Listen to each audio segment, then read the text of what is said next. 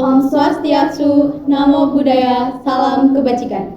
Halo Sobat Gaksi, balik lagi di podcast Gaksi. Bersama saya Evita Chandra-Purwosari dan rekan Saya Eugenie Tasari. Nah, pada podcast Gaksi hari ini kita akan membahas topik yang sangat menarik, yaitu kegiatan pramuka di era digital. Bersama kami sudah ada Kak Setia. Halo Katia. Halo.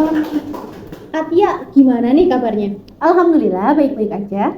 Kesibukan Katia nih akhir-akhir ini lagi ngapain aja nih? Kalau boleh tahu ya. Ini kan awal pembelajaran ya, apalagi udah di kelas 12 nih. Jadi kayak mulai mikir nih mau ke masuk jurusan apa, mau kuliah di mana. Terus bisa juga kayak biasanya tuh mikir mau lanjut kuliah atau lanjut kerja ya. Jadi kesibukannya itu lagi mikir untuk masa depan. Iya, kita. buat masa depan gitu. Langsung saja kita ya Katia, kita langsung tanya-tanya aja nih. Ya, boleh.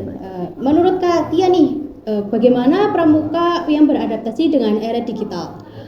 Sebenarnya pramuka itu sangat adaptif ya dengan adanya teknologi. Jadi pramuka itu bisa memperluas cakupan dan memperkaya kegiatan-kegiatan pramuka gitu. Misalnya ya selama pandemi itu kami bisa memanfaatkan platform online seperti Zoom untuk melakukan pertemuan dan pelatihan. Dan juga kalau mungkin di era sekarang ya yang udah era setelah pandemi, jadi kayak platform online itu apalagi kayak TikTok, Instagram kayak gitu bisa jadi media untuk promosi kegiatan pramuka kayak gitu. Wah, menarik banget ya Kak Setia. Iya. Kira-kira kegiatan apa aja sih yang bisa dilakukan secara online? Kegiatan yang dilakukan secara online itu banyak banget ya, apalagi teknologinya itu udah memadai sekarang. Biasanya tuh di kegiatan pramuka itu kayak ngadain kelas-kelas tentang keterampilan pramuka, kayak kita tuh ngasih materi secara online kayak materi sandi, materi kayak apalagi kayak sejarah-sejarah pramuka kayak gitu. Terus juga kayak bisa diadain juga kayak kuis pramuka, terus lomba keterampilan pramuka kayak lomba LCTP online, lomba Semapu Dance online kayak gitu ya. Terus juga bisa dilakuin diskusi sangga dan semua itu dilakukan itu secara virtual gitu, secara online. Wah, ternyata seru juga ya Kak untuk kayak lomba-lomba di online gitu. Nah, Iya. tapi ada tantangan nggak sih Kak dalam lomba pramuka online gitu di era digital? Dalam menghadapi itu tuh kayak ada ya, pasti ada tantangannya. Salah satunya itu ada keterbatasan interaksi langsung yang biasanya itu tuh kayak jadi kekuatan dalam kegiatan pramuka ya. Apalagi kalau misalnya lomba-lomba itu kan kayak harus latihan kayak gitu, jadi kayak harus interaksi langsung kan.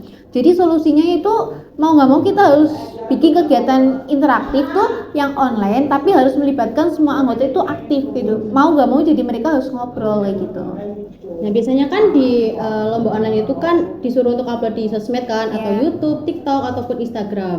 Nah, biasanya itu penilaiannya tuh diambil dari like yang terbanyak. Tapi kalau misalnya di like-nya itu mereka beli, itu gimana tuh Kak? Jadi mungkin dari panitia atau penyelenggara lomba itu harus netepin ya, kayak aturannya kita tuh nggak boleh beli like kayak gitu, dan itu tuh bisa dicek ya, misalnya kayak di Instagram itu kan bisa dicek akunnya nge-like kayak gitu. Username-nya. Biasanya iya, kalau misalnya beli itu biasanya bisa dilihat dari username-nya itu kayak namanya itu kayak bukan nama orang kayak gitu, kayak Melenceng. iya melenceng dan aneh Melenceng gitu. ya, teman-teman. Iya. Lalu gimana sih Kak respon dari para anggota pramuka terutamanya itu pada adik-adik pramukanya? Respon mereka itu sangat positif. Mereka tuh jadi bisa seneng ya karena bisa aktif dan belajar meskipun tuh nggak ketemu secara langsung kayak gitu. Bahkan kayak mereka tuh termotivasi karena mereka tuh bisa gunain gadget itu bukan cuma buat scroll sosmed kayak gitu. Jadi kayak lebih memanfaatkan gadget untuk kegiatan yang produktif. Jadi tetap seru gitu Kak? Iya. Nah, apa yang kita harapkan ke masa depan itu untuk pramuka yang di era digital ini Kak? Kedepannya ya, saya melihat pramuka itu akan semakin memanfaatkan teknologi yang ada untuk memperkaya kegiatan. Mungkin ya kita bisa bikin aplikasi itu untuk khusus pramuka atau platform e-learning kayak gitu ya, atau bahkan kita tuh bisa melakukan simulasi kegiatan di alam terbuka secara virtual. Wah, keren banget ya Keren. Kak. Terima kasih banyak buat Kak Setia atas waktu dan informasi yang sangat bermanfaat pada podcast hari ini ya. Ya, Semoga pramuka terus berkembang dan bisa memberikan dampak positif bagi para anggotanya, baik secara online maupun offline. Terima kasih kembali Kak Evita, Kak Ayo, senang bisa berbagi tentang pramuka di era digital ini. Nah, untuk teman-teman semuanya, pada era digital ini pramuka itu tidak hanya dituntut untuk mengamalkan dasar dharma di kehidupan sehari-hari kita ya, namun juga bisa menjadi agen kebaikan yang aktif, menyampaikan pesan-pesan positif melalui media sosial. Sampai jumpa di episode podcast selanjutnya. Tetap semangat dan jangan lupa berkarya di era digital ini ya. Terima kasih telah mendengarkan.